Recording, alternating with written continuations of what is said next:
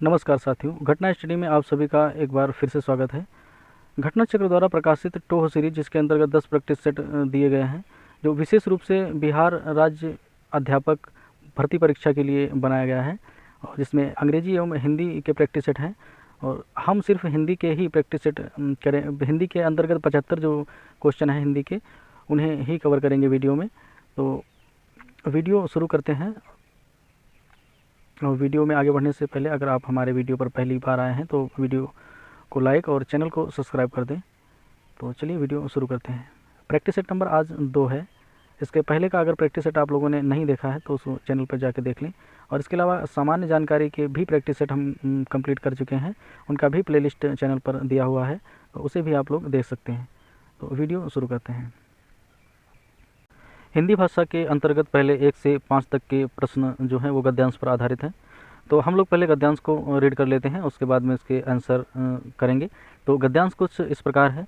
आजकल पढ़े लिखे नवयुवकों को विदेशी संस्कृति और जीवन अपनी ओर सर्वाधिक आकर्षित कर रहे हैं। इसके लिए कई माता पिता का भी सपना होता है कि उनकी संतान विदेशों में पढ़ने जाएं, वहां की सुख चैन की ज़िंदगी बसर करें और समाज में उनका नाम ऊंचा हो। इसमें कुछ गलत भी नहीं है।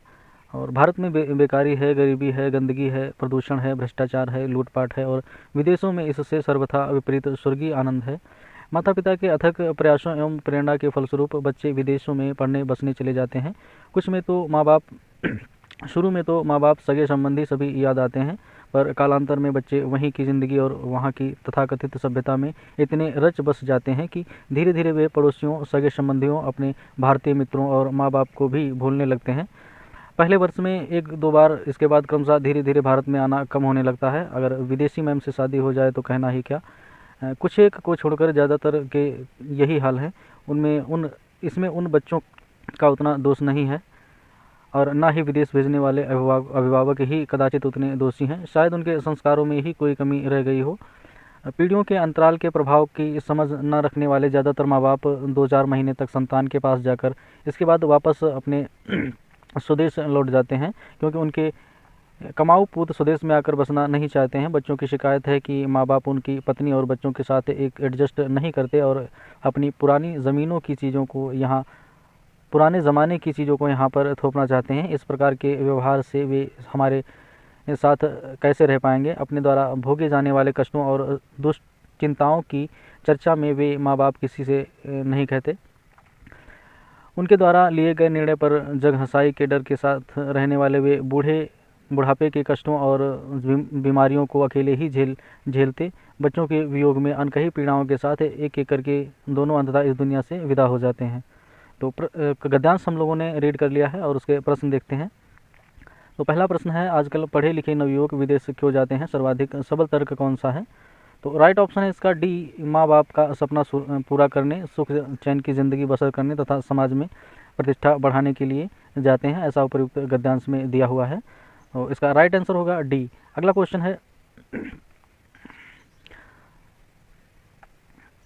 है, विदेशों में जा रहे बच्चों के माँ बाप अपने द्वारा भोगे जाने वाले कष्टों और दुश्चिंताओं की चर्चा किसी से क्यों नहीं करते। तो इस क्वेश्चन का राइट आंसर है जग हंसाई से बचने के लिए। तो राइट ऑप्शन है डी, जो कि ऊपर गद्यांश में बात कही गई है, जग हंसाई से बचने के लिए वो अपनी चर्चा किसी से नहीं करते हैं।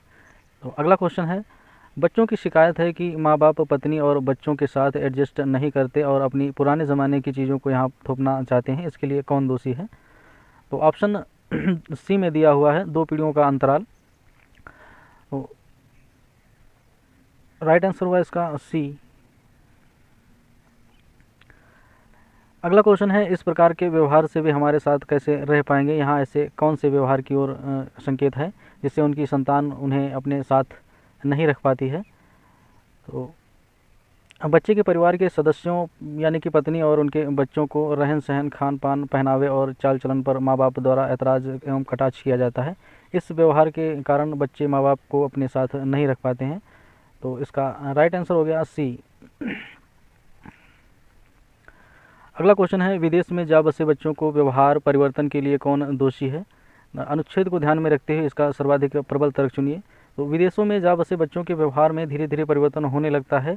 इसके लिए ना बच्चा दोषी है और ना ही माँ बाप। दोषी हैं। इसके लिए माँ बाप द्वारा बच्चों को दिए गए अधूरे संस्कार दोषी हैं। तो इसका राइट आंसर है बी, अधूरे संस्कार। अगला क्वेश्चन है, अब क्वेश्चन गद्यांश पर आधारित नहीं है, भाषा से आधारित क्वेश्चन शुरू होने वाले हैं। तो पहला क्वेश्चन है, आष्टिक परिवार की प्रमुख भाषा क्या है? तो ऑप्शन बी में दिया हुआ है मुंडा, जो कि राइट आंसर है। मुंडा एक आष्टिक परिवार की प्रमुख भाषा है और मुंडा भाषा झारखंड राज्य की एक प्रमुख मुंडा झारखंड की जनजाति द्वारा बोली जाने वाली एक भाषा है और मुंडा भाषा झारखंड के अलावा बंगला, बिहार, मध्य प्रदेश, उड़ीसा और आंध्र प्रदेश में भी बोली जाती है। तो अगला क्वेश्चन है, हिंदी किस परिवार की भाषा है? तो हिंदी भारूपीय परिवार की भाषा है, जो कि ऑप्शन बी में दिया हुआ है। राइट आंसर है बी, भारूपीय। अगला क्वेश्चन है, भाषा के 3 रूप होते हैं। तो भाषा के 3 रूप होते हैं, ऑप्शन बी में दिया हुआ है, मौखिक भाषा, लिखित भाषा और मूक भाषा। अगला क्वेश्चन है, जिह्वा की नोक जब ऊपर के दांतों की पंक्ति के सामने वाले दांत के ऊपरी हिस्से के संपर्क में आकर वायु के प्रवाह को अवरुद्ध करती है, ऐसे उच्चारण स्थान को कहा जाता है। तो जिह्वा की नोक जब ऊपर के दांतों की पंक्ति के सामने वाले दांतों के ऊपरी हिस्से यानी दंत मूलक के संपर्क में आकर वायु के प्रवाह को अवरुद्ध करती है, तो ऐसे उच्चारण स्थान को वत्सर्य कहा जाता है, यानी कि ऑप्शन डी सही है। अगला क्वेश्चन है, उत्क्षिप्त व्यंजन छांटिए। तो जिस वर्ण के उच्चारण के समय जीभ के अग्रभाग को ऊपर की ओर उठाकर झटके से नीचे लाना पड़े, उसे उत्क्षिप्त व्यंजन कहते हैं। और विकल्पों में दिया डी शब्द, ये डी में व्यंजन जो दिया है अड़ा, यह शब्द उत्क्षिप्त व्यंजन के अंतर्गत आता है। तो इसका राइट आंसर है डी। अगला क्वेश्चन है, काकल्य वर्ण कौन सा है? तो जिन व्यंजन ध्वनियों के उच्चारण में मुख गुहा खुली रहती है और वायु बंद कंठ को झटके से खोलकर बाहर निकलती है, उसे काकल्य वर्ण कहते हैं। जैसे उदाहरण के तौर पर देखा जाए, विकल्प सी में हा व्यंजन है। राइट आंसर है उसका सी, हा। अगला क्वेश्चन है, हिंदी की वैज्ञानिक और तकनीकी शब्दावली मूलतः किस भाषा की शब्दावली का अनुवाद है? तो हिंदी की वैज्ञानिक और तकनीकी शब्दावली मूलतः अंग्रेजी भाषा की शब्दावली का अनुपात है, जो कि ऑप्शन बी में दिया हुआ है। इसके अंतर्गत आने वाले शब्द हैं, उदाहरण के तौर पर देखें तो मीटर, रेडियो, किलोग्राम और थर्मामीटर। अगला क्वेश्चन है, निम्नलिखित में से कौन सा शब्द भाववाचक संज्ञा है? तो मित्रता शब्द में भाववाचक संज्ञा है, जो जातिवाचक संज्ञा मित्र से बना है। और भारत विकल्प ए में दिया हुआ है, वह एक व्यक्तिवाचक संज्ञा है। लड़का तथा पेड़ जातिवाचक संज्ञा के अंतर्गत आते हैं। तो इस क्वेश्चन का राइट आंसर हुआ सी, मित्रता। अगला क्वेश्चन है, बाप का संबंधवाचक संज्ञा रूप होगा। तो बाप शब्द का संबंधवाचक संज्ञा रूप बपौती होगा। तो इसका जो कि राइट ऑप्शन है डी, जो सही है, बपौती। अगला क्वेश्चन है, एकाकिनी शब्द का लिंग बदलें। तो एकाकिनी शब्द स्त्रीलिंग है और इसका पुल्लिंग शब्द एकाकी होता है, जो कि ऑप्शन डी में दिया हुआ है। तो राइट आंसर हुआ इसका डी, एकाकी। अगला क्वेश्चन है, पुजारी शब्द का स्त्रीलिंग रूप दिए गए विकल्पों में से कौन सा है? तो पुजारी शब्द का पुल्लिंग है, पुजारी शब्द पुल्लिंग है और जिसका स्त्रीलिंग पुजारिन होता है, जो कि ऑप्शन डी में दिया हुआ है, पुजारिन। अगला क्वेश्चन है, नदी का जल ठंडा है का सामान्य बहुवचन बताएं। तो नदी का जल ठंडा है, इसका सामान्य बहुवचन नदियों का जल ठंडा है। तो इसका राइट ऑप्शन होगा नदियों का जल ठंडा है, ऑप्शन सी सही है। अगला क्वेश्चन है, बिंदु का बहुवचन क्या है? तो बिंदु शब्द का एक वचन एवं बहुवचन समान होता है, तो था बिंदु शब्द का बहुवचन भी बिंदु ही होगा। तो इसका राइट ऑप्शन है सी, बिंदु। अगला क्वेश्चन है, कवि का सही बहुवचन रूप बताइए। तो कवि शब्द का बहुवचन कविगण होता है और संज्ञा के पुल्लिंग अथवा स्त्रीलिंग दोनों रूपों में बहुवचन व्यक्त करने हेतु गण, वर्ग, लोग, वृंत तथा जन पद का भी प्रयोग किया जाता है। मेन रूप से इसमें देखें तो कवि का बहुवचन कविगण होगा, जो कि ऑप्शन बी में दिया हुआ है। अगला क्वेश्चन है, आप ही चल रहा है वाक्य में रेखांकित शब्द सर्वनाम के किस भेद का उदाहरण है? तो प्रश्न, आप निजवाचक सर्वनाम के अंतर्गत आता है और निजवाचक सर्वनाम का रूप आप है। तो वाक्य में शब्द आप का तात्पर्य स्वयं से है, तो इसका मतलब इसका राइट आंसर हुआ बी, निजवाचक। अगला क्वेश्चन है, वहाँ भयंकर दुर्घटना हुई है, रेखांकित पद है। जो भयंकर विशेषण शब्द है, यह दुर्घटना शब्द की विशेषता बता रहा है। तो इसका राइट आंसर हो गया ए, विशेषण। अगला क्वेश्चन है विशेषण का लिंग किसके अनुसार होता है। तो विशेषण का लिंग विशेष अर्थात संज्ञा या सर्वनाम के अनुसार होता है। तो उसका जो कि विकल्प ए में दिया हुआ है, तो उसका राइट आंसर है ए, विशेष के अनुसार। अगला क्वेश्चन है जब कर्ता एक क्रिया समाप्त कर उसी क्षण दूसरी क्रिया में प्रवृत्त होता है तब पहली क्रिया क्या कहलाती है। तो जब कर्ता एक क्रिया समाप्त करके उसी क्षण दूसरी क्रिया में प्रवृत्त होता है तब पहली क्रिया पूर्वकालिक क्रिया कहलाती है, जो कि ऑप्शन सी में दिया हुआ है। तो राइट आंसर है सी, पूर्वकालिक क्रिया। अगला क्वेश्चन है ठीक समय पर आ जाना में कौन सा कारक है। तो जहाँ पर और में शब्द आते हैं वाक्य में, तो वहाँ पे अधिकरण कारक होता है। तो इसका राइट आंसर है डी, अधिकरण। अगला क्वेश्चन है राम खाता होगा किस काल का उदाहरण है। तो राम खाता होगा यह संदिग्ध वर्तमान का उदाहरण है, जैसे क्रिया के होने में संदेह प्रकट हो रहा है पर उसकी वर्तमान स्थिति में संदेह नहीं है, तो इसलिए यहाँ पे संदिग्ध वर्तमान काल होगा। तो इसका राइट आंसर है ए, संदिग्ध वर्तमान। अगला क्वेश्चन है निम्नलिखित में से किस वाक्य में संदिग्ध वर्तमान काल है। तो इसका राइट आंसर होगा रीना पढ़ती होगी, ऑप्शन ए सही है। अगला क्वेश्चन है मुझसे उठा नहीं गया है वाक्य में वाच्य है। तो मुझसे उठा नहीं गया है इस वाक्य में भाववाच्य है, और क्रिया का वह रूपांतर जिसे वाक्य में क्रिया अथवा भाव की प्रधानता का बोध होता है, वहाँ पे भाववाच्य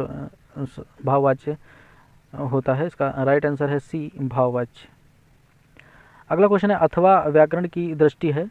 तो जिन पदों या अव्ययों द्वारा मुख्य वाक्य जोड़े जाते हैं उन्हें समानाधिकरण समुच्चय बोधक कहते हैं, जो कि अव्यय का ही एक प्रकार है, और अव्यय ऑप्शन डी में दिया हुआ है। तो इसका राइट आंसर है डी, अव्यय। अगला क्वेश्चन है टकसाला शब्द का तत्सम रूप होगा। तो टकसाला एक तत्भव शब्द है और इसका तत्सम शब्द टंकशाला होगा, जो कि ऑप्शन ए में दिया हुआ है, टंकशाला। अगला क्वेश्चन है निम्नलिखित में से तत्सम शब्द है। तो विकल्पों में देखा जाए तो अक्षर शब्द तत्सम है और शेष सभी शब्द तत्भव के अंतर्गत आएंगे। तो राइट आंसर इसका डी, अक्षर।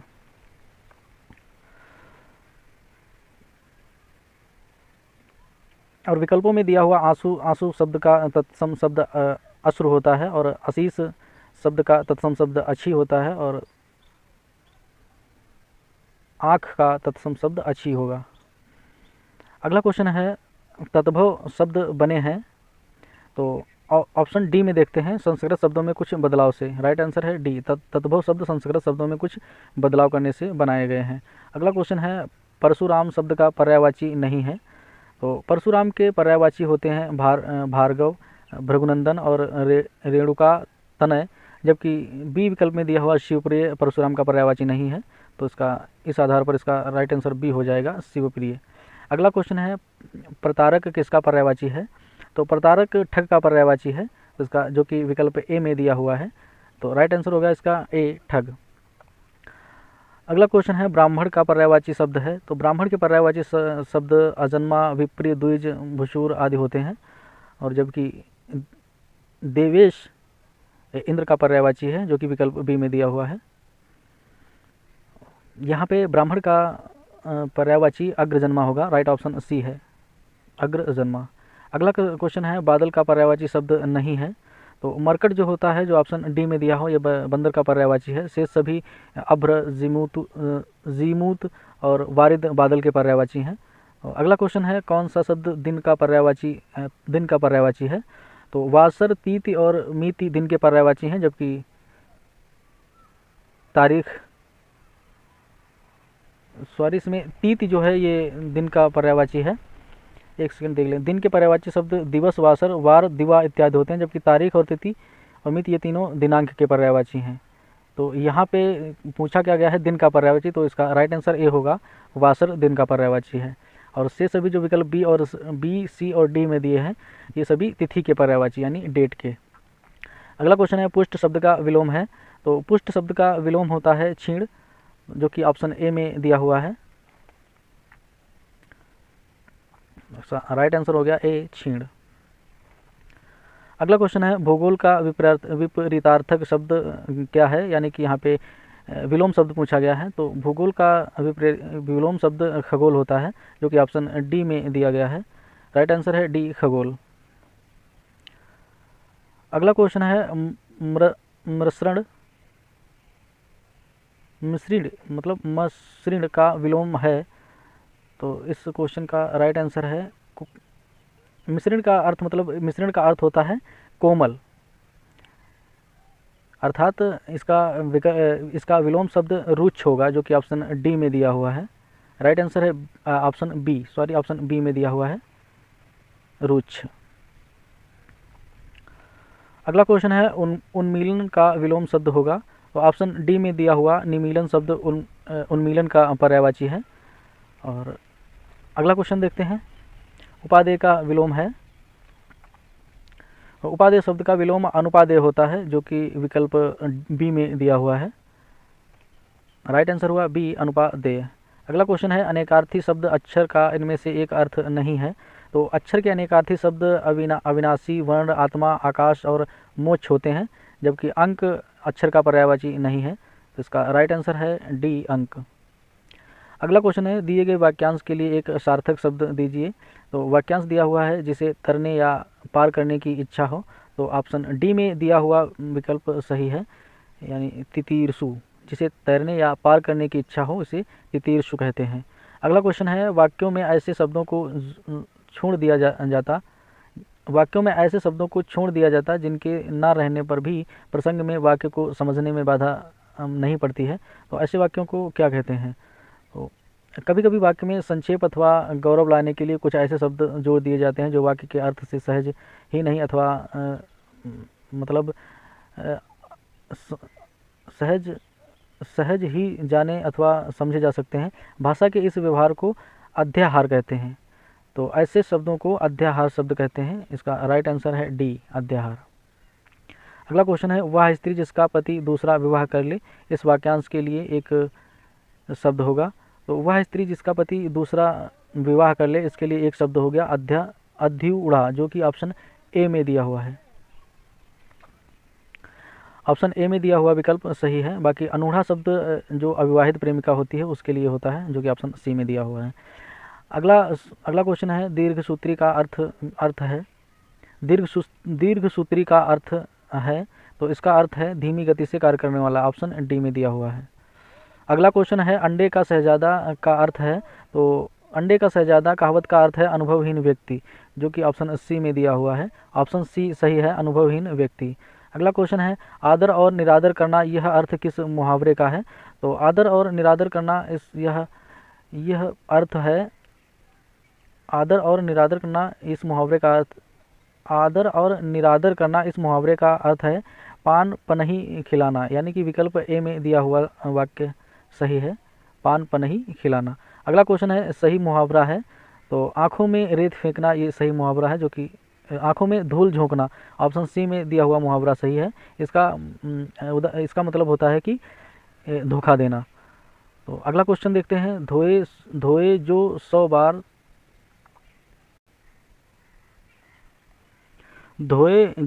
बार तो काजर होए न शेत, यहाँ पे विकल्प सी में दिया हुआ काजर शब्द रिक्त स्थान की जगह पर आएगा। तो इसका राइट आंसर हो गया सी काजर।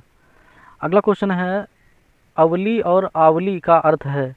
तो अवली स्त्रीलिंग जाति का संज्ञावाचक शब्द है और जिसका अर्थ होता है पंक्ति या कतार, और आवली एक विशेषण वाचक शब्द है और जिसका अर्थ होता है गंदा। तो इसका राइट आंसर हो गया डी पंक्ति और गंदा, विकल्प डी सही है।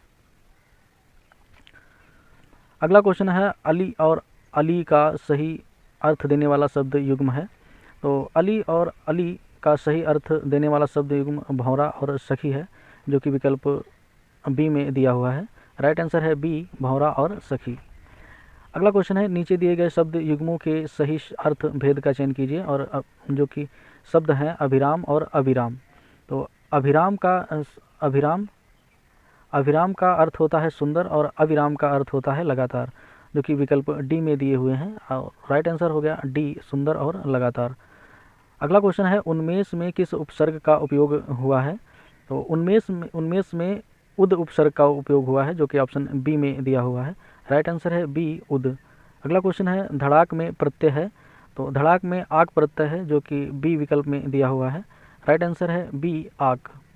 अगला क्वेश्चन है रसोईया में प्रत्यय है, तो रसोईया में इया प्रत्यय है जो कि विकल्प बी में दिया हुआ है इया।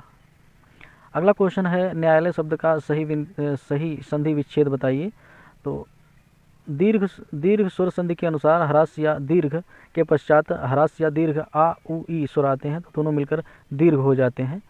तो न्यायालय का सही संधि विच्छेद हो गया न्याय प्लस आलय, जो कि विकल्प सी में दिया हुआ है।